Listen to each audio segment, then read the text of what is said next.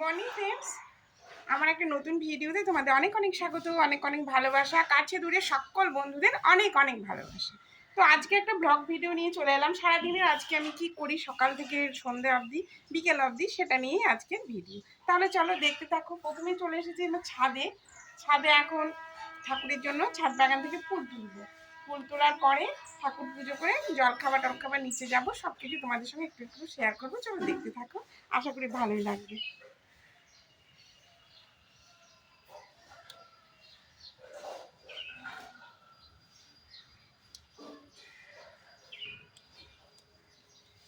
ছাদে আমার প্রচুর ফুল ফুটেছে।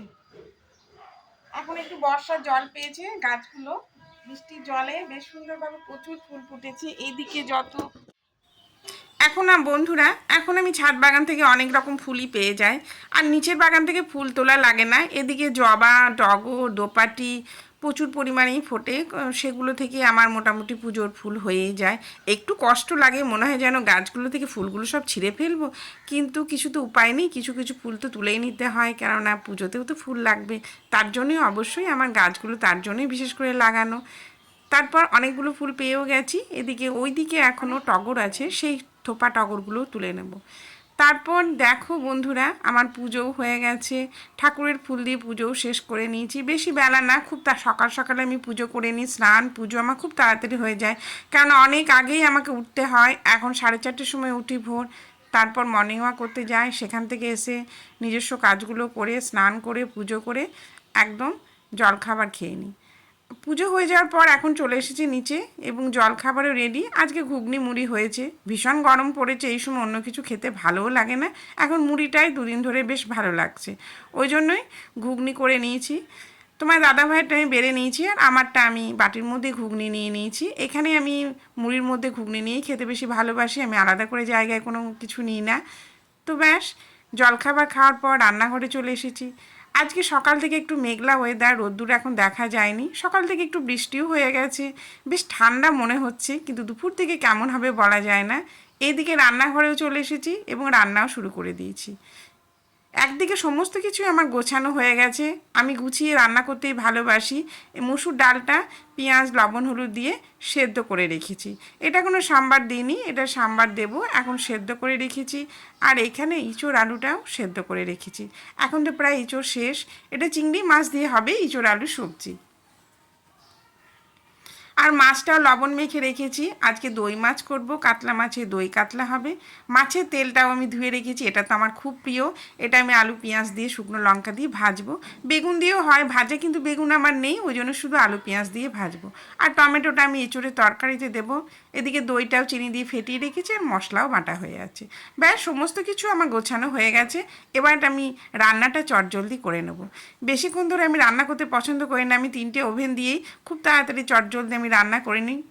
গরমের মধ্যে বেশিক্ষণ রান্নাঘরে থাকা ভীষণই কষ্টকর। এদিকে মসুর ডালটা আমি সাম্বার দেবো, তার জন্য রাঁধুনির ফোড়ন দিয়ে, রাঁধুনি এবং শুকনো লঙ্কা দিয়ে মসুর ডালটা আজকে সাম্বার দেবো। কিন্তু যদি বন্ধুরা, তোমরা যদি কেউ নাও দিয়ে থাকো, এরকমভাবে একবার রাঁধুনি ফোড়ন দিয়ে দেখবে, ডাল মসুর ডাল বেশ সুন্দর একটা গন্ধ হয় এবং খেতে বেশ ভালোই লাগে। আমি নিত্য নতুনভাবে নতুনত্ব খোঁজারই চেষ্টা করি, যখন যেরকম মনে হয় তখন সেরকম দিয়ে ডাল আমি সাম্বার দিয়ে থাকি। তো আজকে আমি এটা দিয়েই সাম্বার দিলাম। তারপর কারি পাতা দিয়েও আমি মসুর ডাল কখনো দিয়ে থাকি। যেটা যেরকম হয় সেরকম আমার নিত্য নতুনত্বই আমার ভালো লাগে। একঘেয়েমি রান্না আমার একদমই পছন্দ না। দেখতে দেখতে আমার রান্না প্রায় শুরু হয়ে গেছে। এদিকে মাছের তেলটাও আমি আলু পেঁয়াজ দিয়ে ভেজে নিলাম। এটা বেগুন দিলে খুব বেশি ভালো লাগে খেতে, কিন্তু আমার তো বেগুন ছিল না, ওই জন্য আজকে আলু পেঁয়াজ দিয়ে মাছের তেলটা ভেজে নিলাম। এটার জন্য আলাদা তেলও লাগে না, ওই মাছের তেলেই মাছে আলু পেঁয়াজ দিয়ে ভাজা হয়ে যায়, ভালো লাগে খেতে। আর এদিকে দই মাছটাও প্রায় রেডি। দই মাছটাও রেডি হয়ে গেছে। এবার একটু ফোটার পর এটাও আমি নামিয়ে দেব।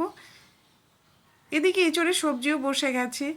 এঁচোড়ের সবজিটা মশলা দিয়ে কষানো হয়ে গেছে আলু দিয়ে। এবার একটু জল দিয়ে ফুটতে দেবো, তারপর চিংড়ি মাছ দিয়ে এঁচোড়ের সবজি প্রায় রেডি হয়ে যাবে। আমি রান্না আগেই তো বললাম বেশ চটজলদি করতে আমি ভালোবাসি, ওই জন্যই রান্না যত চটজলদি হয়ে যায় ততই ভালো।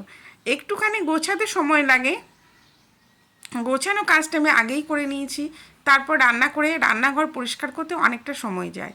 রান্না করেও আমাদের ছুটি নেই, রান্নাঘরটা ভালোভাবে ক্লিন করাও একটা বিশেষ কাজ।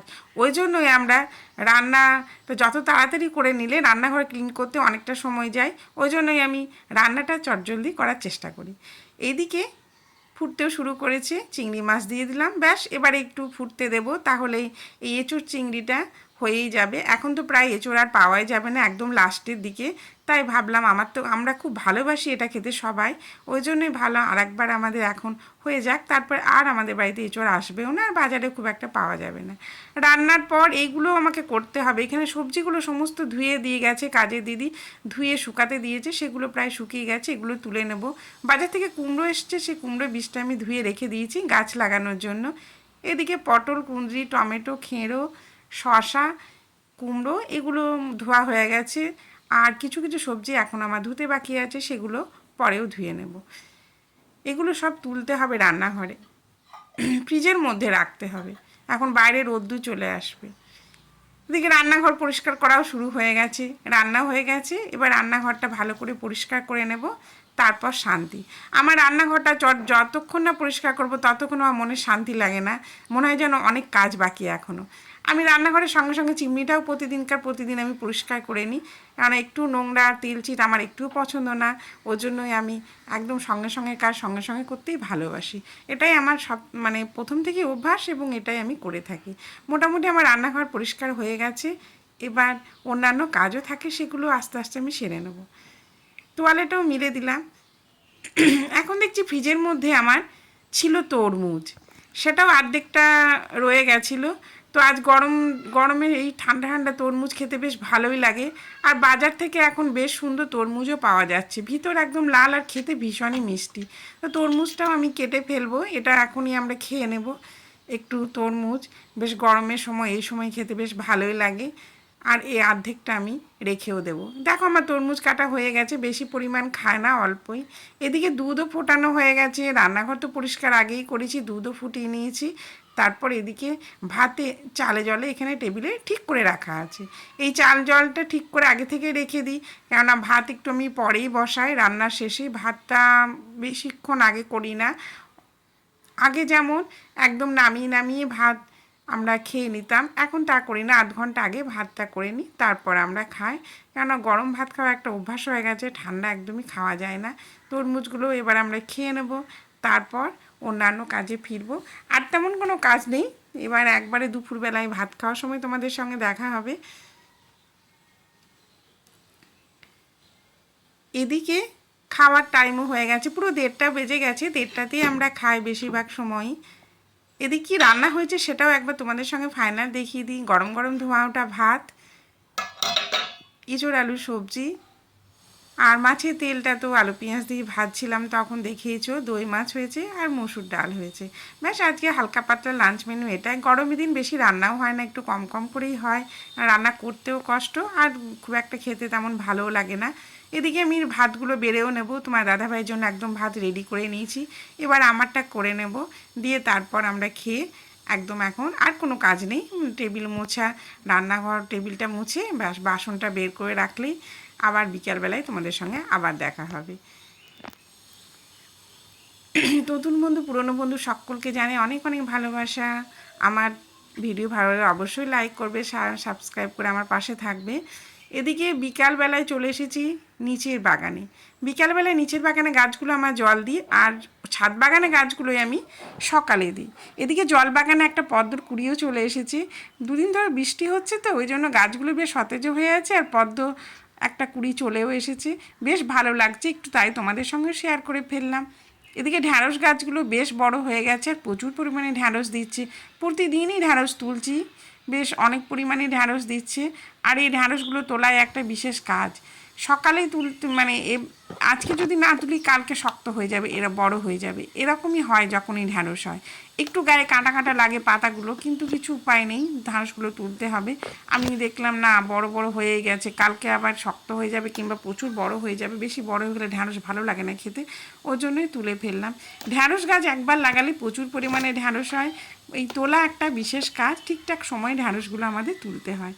তো বিকালে দেখলাম আজকে তো গাছে জল দেওয়ার নেই, ঢ্যাঁড়সগুলো তুলে নিই আর গাছের গোড়ে যে আগাছাগুলো আছে সেগুলো একটু পরিষ্কার করে নেব।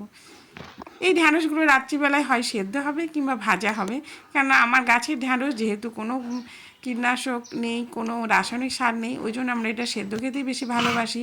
আবার মাঝে মধ্যে আমরা ভাজাও খেয়ে থাকি। ঢ্যাঁড়সগুলো তুলে নিয়ে তারপর আমি গাছের আগাছা পরিষ্কার করে একদম উপরে চলে যাব। তারপর সন্ধ্যার স্নান করে সন্ধ্যা দেব, চাটা করব, তারপর রাতের কাজ আবার রাত থেকে শুরু।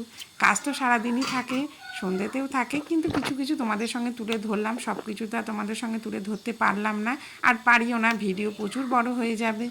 তাহলে আজকের ভিডিওতে আমি কি করলাম আমার একটু তার মধ্যে একটুই তোমাদের সঙ্গে তুলে ধরলাম। তো কেমন লাগলো অবশ্যই তোমরা কমেন্টের মাধ্যমে জানাবে। আর নতুন বন্ধু যারা আসবে চ্যানেলে অবশ্যই চ্যানেলে সাবস্ক্রাইব করবে, আমার পাশে থাকবে। আর পুরনো বন্ধুদের তো অনেক অনেক ভালোবাসা আমাকে এতটা সাপোর্ট করার জন্য। তোমরা সবাই ভালো থাকবে, সুস্থ থাকবে। দেখা হবে একটা নতুন ভিডিওর সঙ্গে। দেখো বন্ধুরা, অনেকগুলো ঢ্যাঁড়স পেয়ে গেছি, বেশ সুন্দর দেখতে মনে হচ্ছে, দেখে খুবই সুন্দর ঢ্যাঁড়সগুলো। তাহলে তোমরা সবাই ভালো থেকো, সুস্থ থেকো।